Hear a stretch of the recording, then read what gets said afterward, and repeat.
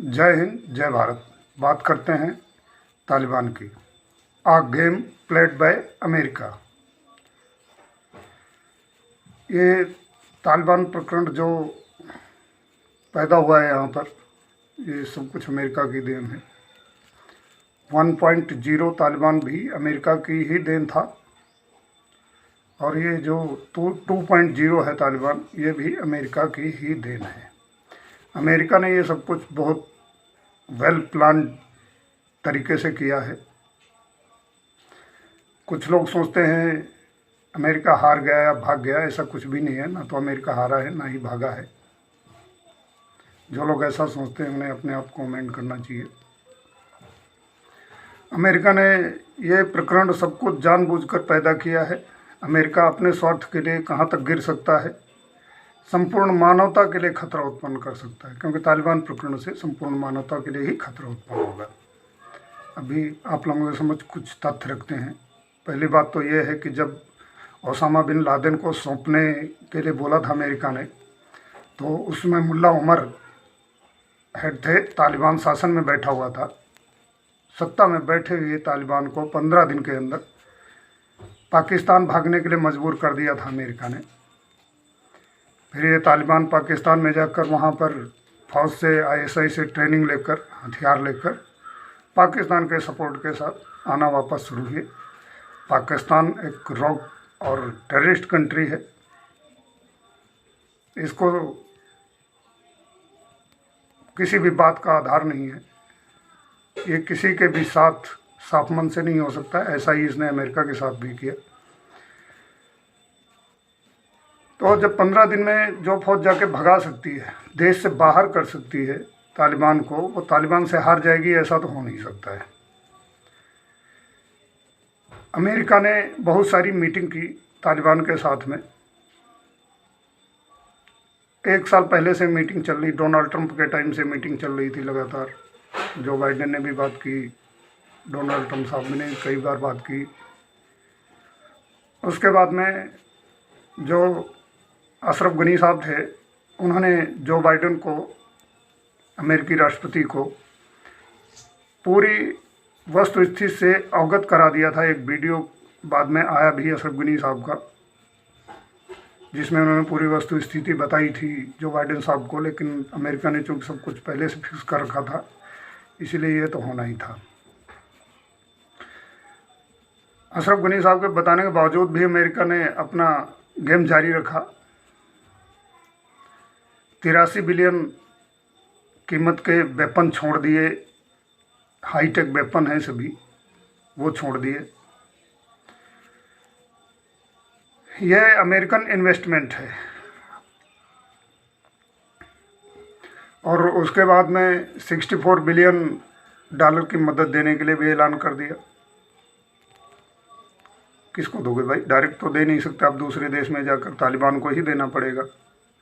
अगर आप तालिबान को पैसा देते हैं तो तालिबान तो आतंकवादी संगठन है, उसको जनता से क्या मतलब होगा? वही मजबूत होगा। आखिरी में दिखावे के लिए कुछ इक्विपमेंट काबुल एयरपोर्ट के ऊपर डिमिलिटराइज किए, वो सब ड्रामा था अमेरिका का।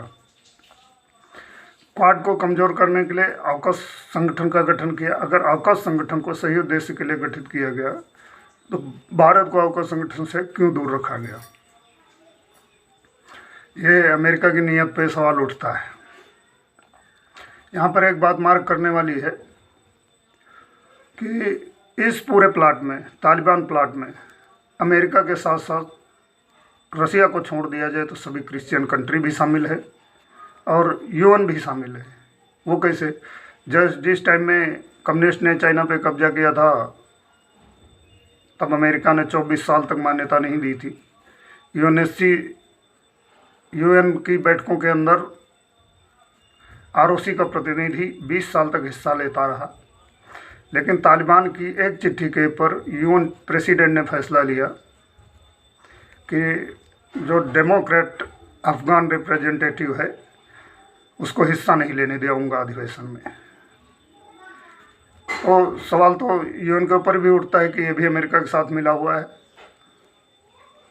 फ्रांस कूद गया बाहर, क्योंकि उसको परमाणु पनडुब्बी डील तोड़वा दिया ऑस्ट्रेलिया के साथ में अमेरिका ने, तो उसने तो कूद ही जाना है। फिलहाल अमेरिका अपने हितों के लिए, संपूर्ण मानवता के लिए खतरा उत्पन्न कर सकता है, ये साफ साफ दिखाई दे रहा है।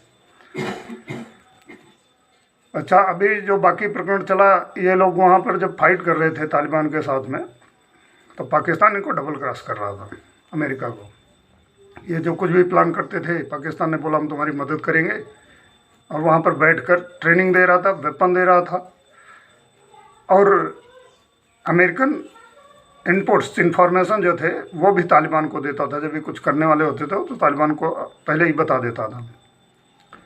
अभी पाक का हरमीपना इससे भी आगे जाता है कि जो ये ब्लास्ट हुआ काबुल एयरपोर्ट पे, अमेरिका के 13 सैनिक मारे गए,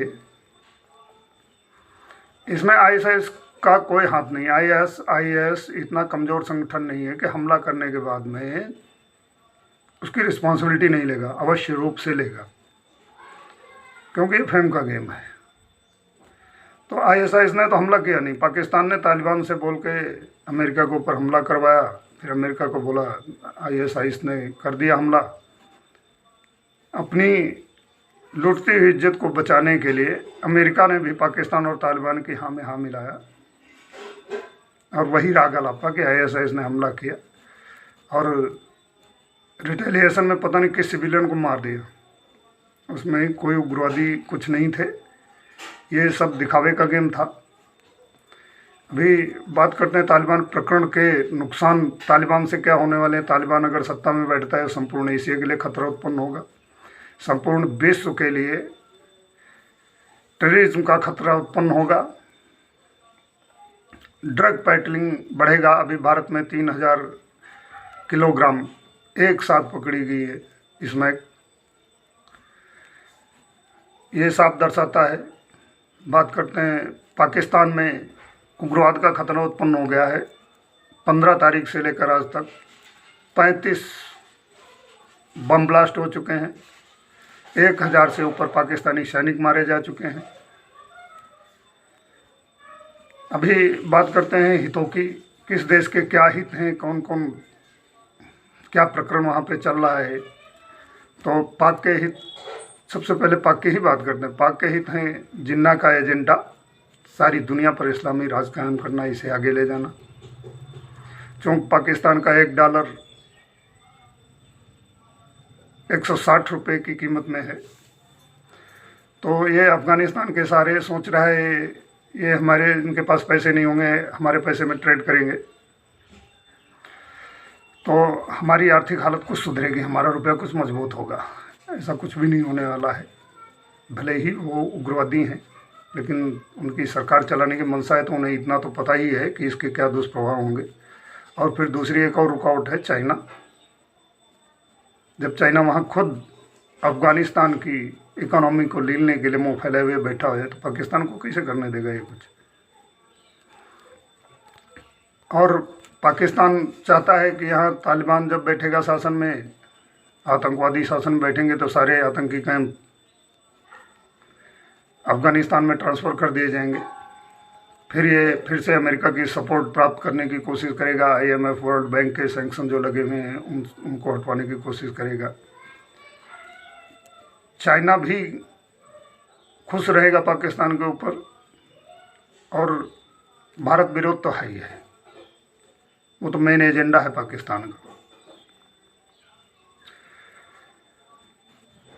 अभी चाइना के हितों की बात करते हैं। देखो, चाइना ने श्रीलंका को दिवालिया घोषित कर दिया है। चाइना ने श्रीलंका को दिवालिया कर दिया है। श्रीलंका में फूड इमरजेंसी घोषित है। किसी भी देश में फूड इमरजेंसी का मतलब होता है कि देश का दिवालिया हो जाना। पाकिस्तान का भी एक प्रांत कैप्चर कर रखा है चाइना ने। चाइना अफगान इकोनॉमी को ओवरकम करना चाहता है, क्योंकि इकोनॉमी लेने में तो बहुत ही माहिर है ड्रैगन है।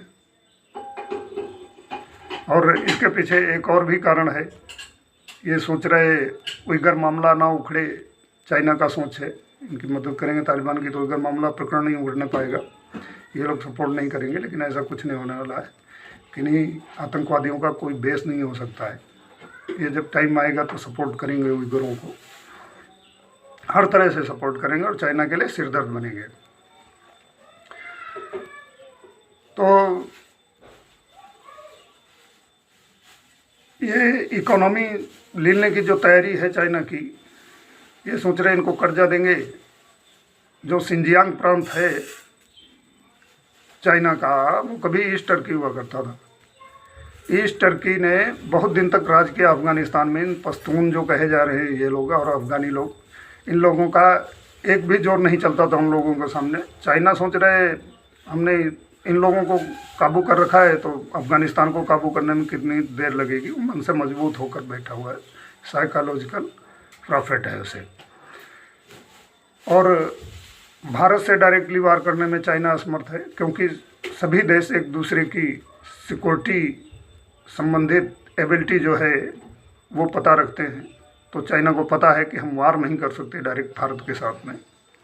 तो ये भारत विरोध चाइना का भी मकसद है। अभी बात करते हैं अमेरिका की। अमेरिका के हित क्या हैं? एक तो यहाँ शांति उत्पन्न होगी तो हथियार मार्केट जनरेट होगा पूरे एशिया के अंदर। अमेरिका की आमदनी का बहुत बड़ा हिस्सा है ड्रग्स, मेडिसिन और हथियार। नंबर 2, भारत विरोध भी करना है, क्योंकि आईटी में बहुत तेज़ है अमेरिका, उसके पास पूरा डाटा है। रसिया तो ऑलरेडी हाशिए पे जा चुका है कंपटीशन में, नंबर 1 के कंपटीशन में। वैसे कुछ भी हाशिए पे नहीं है, लेकिन नंबर 1 के कंपटीशन में हाशिए पे पहुंच गया रसिया। नंबर 2 बचा चाइना। तो चाइना के पास 2 ही प्रोजेक्ट हैं, CPEC और BRI, जो चाइना को आगे लेके जाएंगे। प्रेजेंट टाइम में चाइना की GDP जो है वो 8% से भी नीचे जा रही है। अभी भारत की बात करते हैं। भारत की फोरकास्टेड GDP जो थी वो प्रेजेंट टाइम में 28% के आसपास थी, और अभी चल रही है 18% के आसपास। 10% ये जो विपक्ष वाले अपनी गलत नीतियाँ, गलत एजेंडा चला रहे हैं, उसकी वजह से 10% का नुकसान हो रहा है देश को। ये किसान आंदोलन एक ही जगह पर बैठकर 20,000 करोड़ रुपए जूते की मार्केट की चप्पल लगा रहे हैं, और कितनी चप्पल लगा रहे होंगे उसकी तो काउंटिंग करनी पड़ेगी। तो मोदी साहब नंबर 1 की रेस में। ऑलरेडी तो बहुत सारे मोर्चे पर नंबर 1 है मोदी साहब, लेकिन अभी भारत चूँकि विकासशील देश है, इसीलिए देश नहीं है नंबर 1 पर। लेकिन मोदी जी एज ए नेता नंबर 1 पे ही हैं। अमेरिका का राष्ट्रपति जो है उनसे पीछे है सारी जगह पर। 32 करोड़ की आबादी को अभी तक वैक्सीनेशन नहीं कर पाया है अमेरिका। ये बहुत चीज़ें हैं जिनमें मोदी आगे हैं। जो इंटरनेशनल पॉलिटिक्स चल रही है, कूटनीति बोलते हैं जिसे, उसमें भी मोदी साहब बहुत आगे हैं।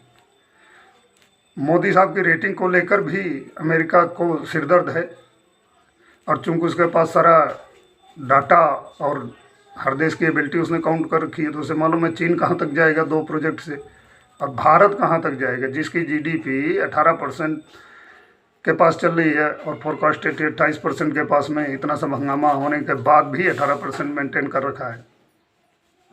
तो उसको तो सब कुछ मालूम है कि भारत मुझे रिप्लेस कर सकता है, इसीलिए वो भारत की टांग तो पीछे खींचेगा। इस पूरे प्लाट में अमेरिका के साथ में सभी क्रिश्चियन कंट्री मिले हुए हैं। रसिया को छोड़ दिया जाए, और UN भी शामिल है।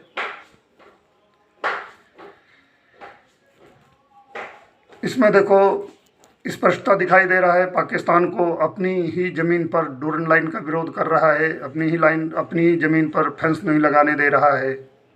खैबर पख्तूनख्वा प्रांत जो बोला जाता है उसको कैप्चर करेगा तालिबान। ईरान में असहज स्थिति उत्पन्न करेगा, चाइना को परेशान करेगा। जो रसिया के पार्ट हैं 9, तजाकिस्तान, किर्गिस्तान, उज्बेकिस्तान, ये जितने तान हैं इनको परेशान करेगा, जिनकी सिक्योरिटी की जिम्मेदारी रसिया की है। तो रसिया ने तो मना कर दिया कि हम तो भैया दे नहीं रहे मान्यता तालिबान को। वो तो अमेरिका विरोध के लिए ही कर रहा था सिर्फ, वो उसका पूरा हो गया विरोध। TTP ने ऐलान कर दिया है कि हम लाहौर को कैप्चर करेंगे। 1000 से ऊपर इनके सैनिकों को मार दिया है।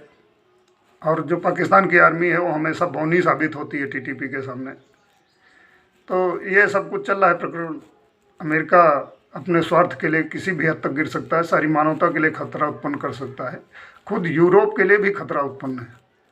अभी पाकिस्तान देखो 45% ट्रेड करता है यूरोपियन कंट्रीज़ के साथ में। अगर अमेरिका सैंक्शन लगाता है पाकिस्तान के ऊपर तो पाकिस्तान का तो बंटाधार है। लेकिन अमेरिका ने 9/11 का हमला झेलने के बाद भी पाकिस्तान के ऊपर कोई कार्रवाई नहीं की। जैसे तालिबान के ऊपर चढ़ गया था, सैंक्शन ही लगा देने सिर्फ पाकिस्तान के ऊपर, उतना ही काफ़ी था।